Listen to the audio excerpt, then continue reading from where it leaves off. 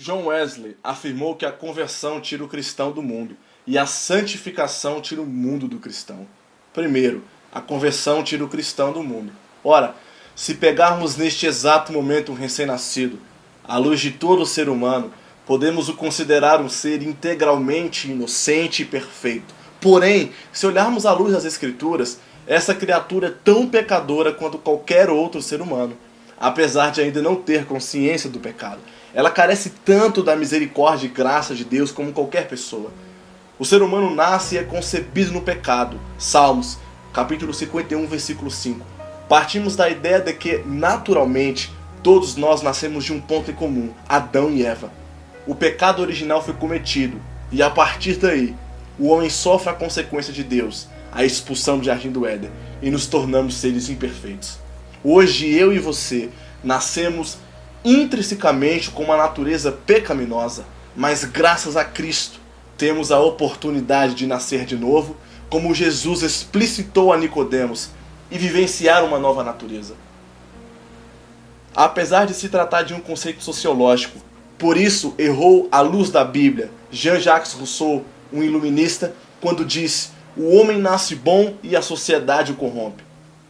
Ora, uma grande contradição. Se isso fosse verdade, a sociedade jamais seria capaz de corromper alguém, pois se a sociedade é composta por homens, como ela se tornou corrompida?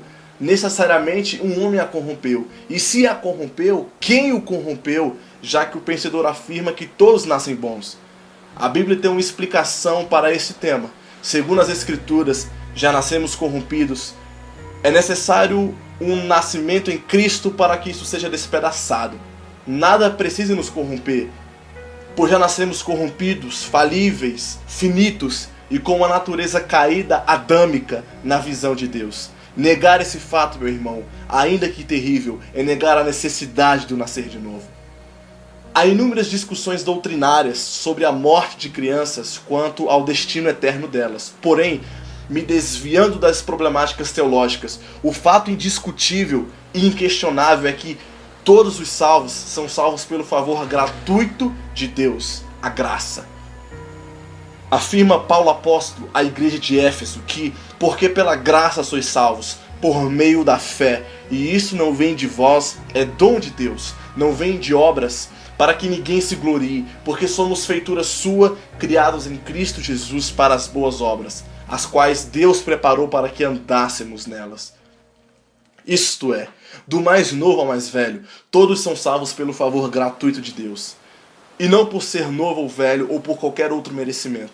O apóstolo deu uma solução para um trecho seu da carta aos Romanos, onde diz que todos pecaram e destituídos estão na glória de Deus. Por isso, para solucionar um destino que seria eternamente terrível e pavoroso para nós, Cristo nos resgatou do sofrimento eterno da segunda morte e nos deu a oportunidade de vencermos nele.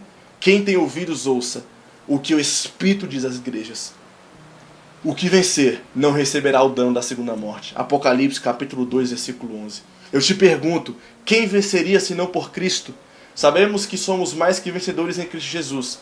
A condição para não receber o dano da segunda morte, ou seja, o inferno, é a vitória. Certamente, nenhum ser humano seria capaz de triunfar senão pela vitória que Cristo nos entregou. Por isso, a cada instante de fôlego da nossa vida, devemos reconhecer e adorar a Cristo que nos fez nascer de novo, em arrependimento e salvação, e que nos deixou como herdeiros dele, o reino dos céus. Segundo, agora quanto à santificação. A física afirma: o que é escuridão senão a falta da luz? Irmãos, onde existe a luz, sabemos que é impossível haver trevas. Onde está faltando a luz na sua vida? Ou seja, em qual área Deus está ausente? Porquanto está escrito: sede santos, porque eu sou santo. Primeira carta de Pedro, capítulo 1, versículo 16. O Senhor nos chama para uma vida de santidade, uma vida de separação. O processo mais difícil que o cristão passa é a constante retirada do mundo de seu coração, a fim de se parecer gradativamente com Cristo.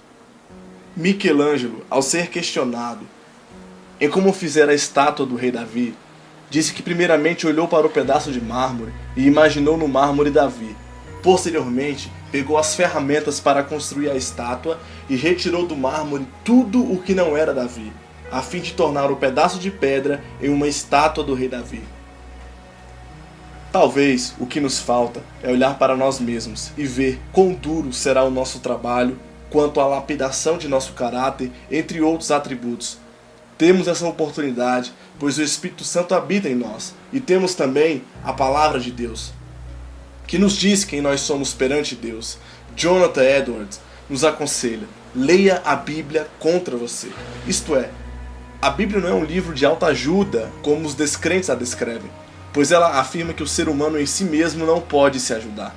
A Bíblia prega total dependência entre nós, criaturas, e um eterno Deus, Criador de todas as coisas, o eterno legislador, o arquiteto, o fundador e sustentador e maestro do universo.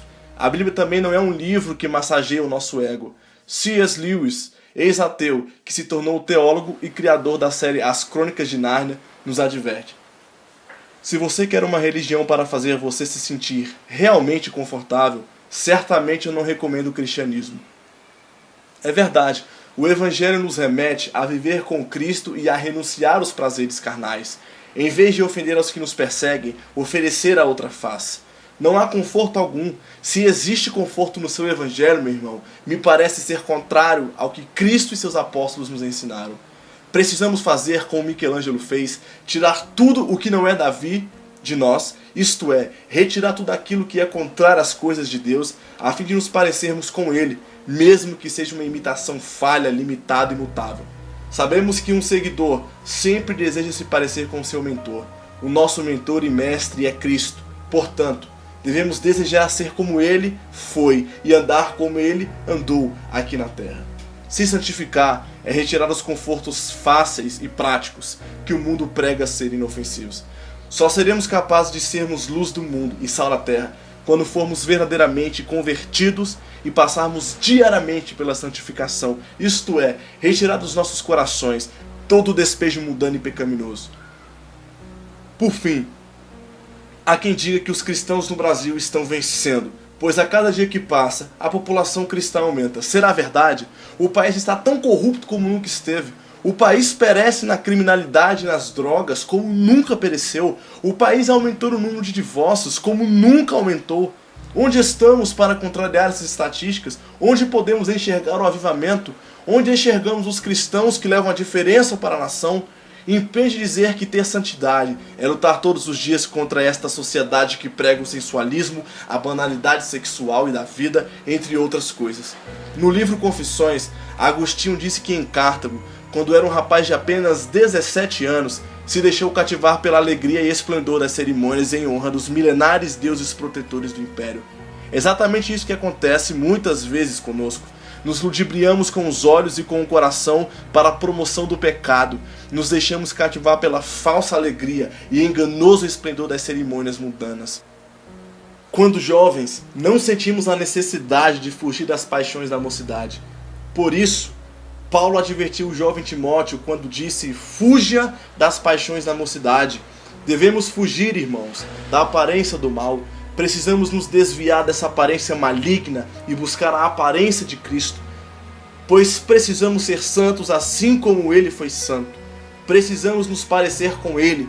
Fujamos das características e aspectos do mal e nos refugiemos nas asas do Altíssimo e Eterno Deus, buscando toda sorte de santificação a fim de agradar o nosso Pai.